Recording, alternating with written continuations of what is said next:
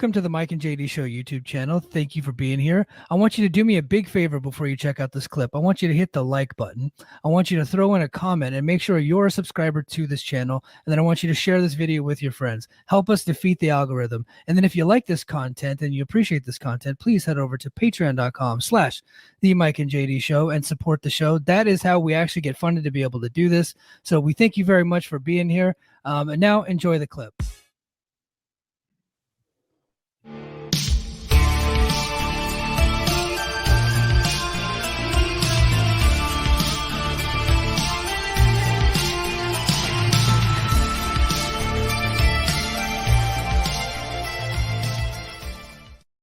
Dave Meltzer early in the week was talking about TNA wanting to go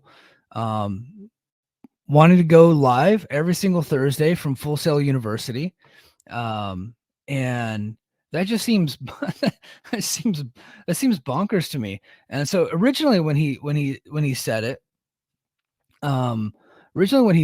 it was so here, look, I'll just actually read it from. I actually have it up here on the Observer. So he said.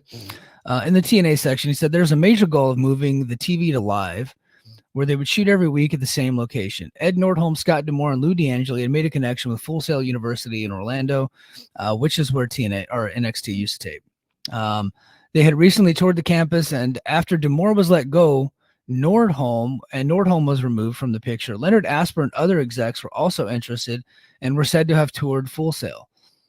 So that was the clarification that I was looking for whenever I recorded the Mike and JD show on Thursday night, because at that point all we knew was that was like a Scott D'Amore idea, and so I didn't know if Anthem was still interested in that. But this tells me that they're still interested in recording from or going live from Full Sail. He goes on to say the original plan was for a test weekend of tape shows at the new location, whether Full Sail or somewhere else, in May or June, with the idea of starting up going live each week in late 2024 or early 2025. Now, the 2025 date seems to be the sticking one. I know Joel Pearl said it on the Fightful Discord. Live in 25 was kind of something that people were talking about in Vegas, like as the next step for TNA. I said Anthem was also interested in taping from Santino Morella's gym. So that's where they taped in November and December. That's where they did the Final Resolution show. And I'll be honest, like I wouldn't be interested if they went there every week. I don't think that would be a good idea. And it turns out they agree with me. So they're also interested in taping from Santino Morella's gym in Mississauga, Ontario, but the look wouldn't be as good as Full Sail. That is true.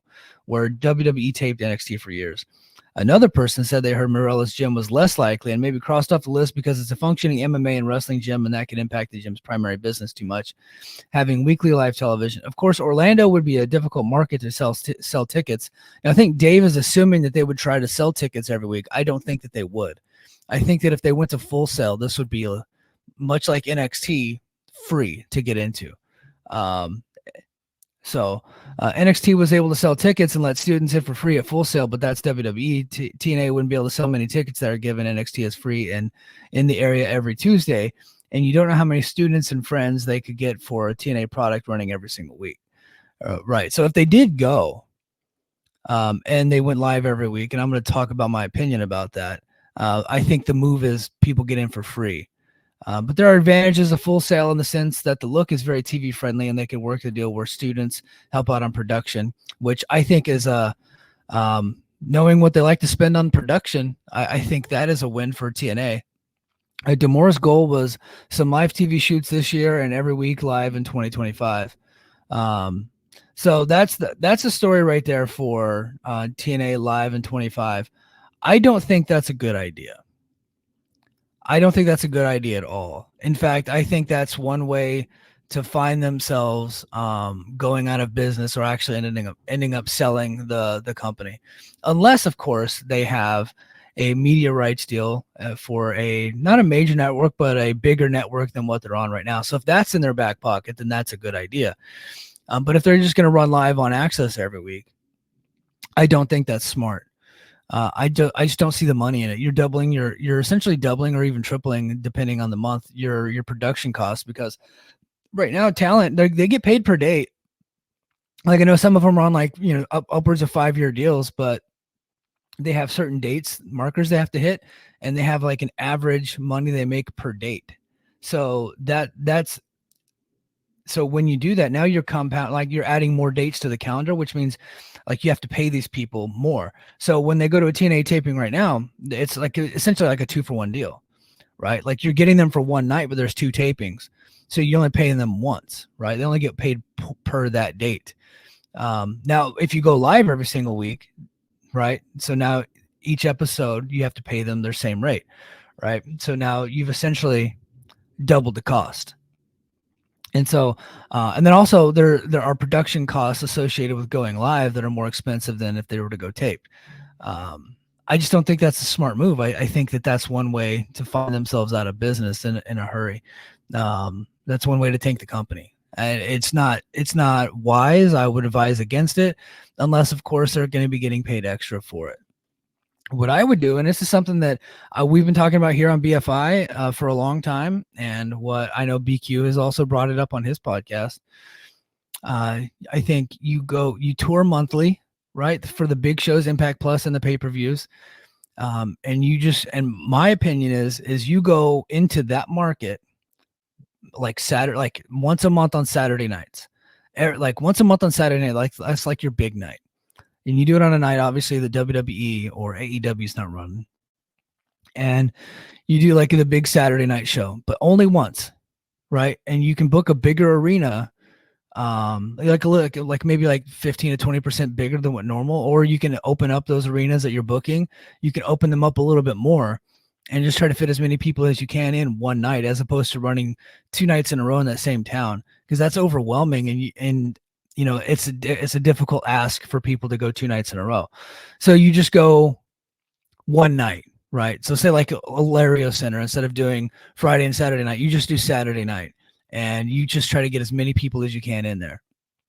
And then the fall, so you do that on Saturday night, you go live for TNA Plus, or you go live for pay-per-view. And then following Thursday, you go right back to Full Sail. You do a live episode on Thursday night, immediately followed by a taped episode. And then you do Friday night. And then there, boom, you got a month block of tapings with one live episode a month. I think that's the smart play. And I think that that's your routine. The TNA Impact show is taped from Full Sail, but your TNA Plus and your TNA pay-per-views are, monthly at different locations. I think that's the smart move, and would be a good way to balance. Like, you can still advertise that you're going live, just not going live every single week, because it makes no difference to go live every single week unless you're on a sports channel and they're paying you a lot of money. But I don't think that's smart. But again, look, I talked about it whenever we talked about Hammerstone signing. Them even being interested in this really throws cold water on the budget cut talks. It really does. We have not seen any evidence that budget cuts are happening. We just haven't. In fact, we've only seen the opposite. So whoever it was from on the TNA side, probably, Tommy Dreamer and, Mike Johnson seemed to be pretty close. Whoever it was on the TNA side that's saying all this stuff, they might have jumped the gun on that deal, because it looks like Anthem might actually be getting behind this product. And that's surprising given what we were all led to believe when Scott D'Amore was fired. Dave goes on to state that to say Hard to Kill was after the success at the Palms in Las Vegas for Hard to Kill, the idea of running all 4 major pay-per-views from that building, they had an idea to just do all of them from the Palms, but that looks to have been changed with the realization that running that big of a building and having to sell tickets for 8 shows a year. Yeah. I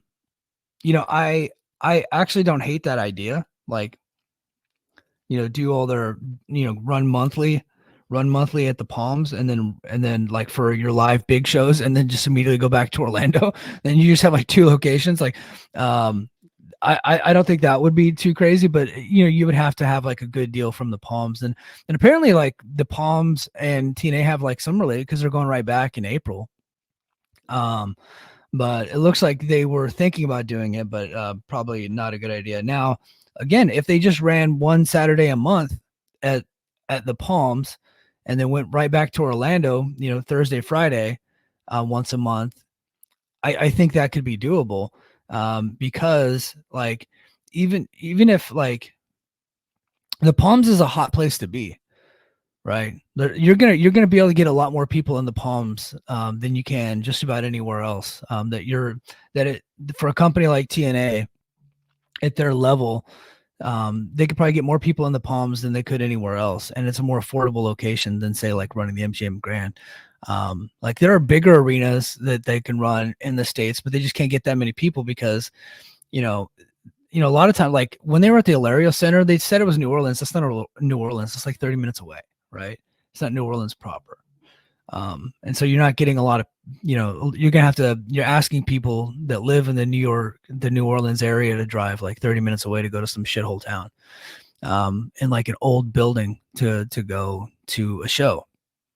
But in Las Vegas, the Palms, it's like right there in the heart of the city. And it's a fun place to be. Like the Palms is a hot casino. At least it was last time I was in the area. It's a popular destination. People like to go hang out there.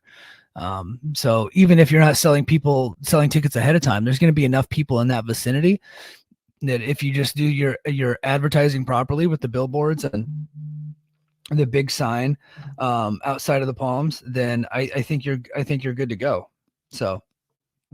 But yeah, they look like they were thinking about doing all their pay-per-views from the Palms, but they squashed that idea. I still think the Hammerstein Ballroom is on the table, and I would predict that Slammiversary or Bound for Glory would be there, and I think that would be smart.